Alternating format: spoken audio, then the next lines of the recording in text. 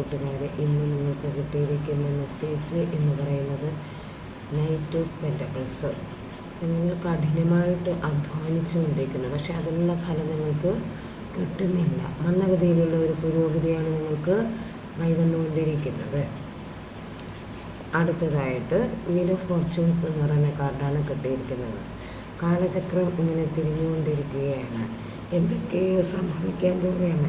അതായത് നമ്മൾ പ്രതീക്ഷിക്കുന്ന കാര്യങ്ങൾ ചിലപ്പോൾ നിങ്ങളുടെ കയ്യിൽ വരാൻ പോകുന്നൊരു മാറ്റം നിങ്ങൾക്ക് ഉണ്ടാകാൻ പോകുന്നു എന്നാണ് പറയുന്നത്.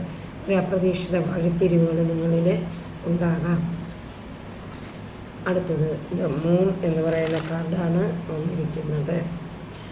ചില ഭ്രമം അല്ലെങ്കിൽ ഒരു ഭയം, ഒരാശയക്കുഴപ്പത്തിൽ നിങ്ങൾ എത്തിപ്പെടാം എന്ന് യൂണിവേഴ്സ് പറയുന്നു. നിങ്ങളുടെ മനസ്സിൽ, ഉപബോധ മനസ്സിൽ ഭയവും ഉൾക്കൊണ്ടേ ഉണ്ടാകുന്നു. യൂണിവേഴ്സിനെ ട്രസ്റ്റ് ചെയ്യുക.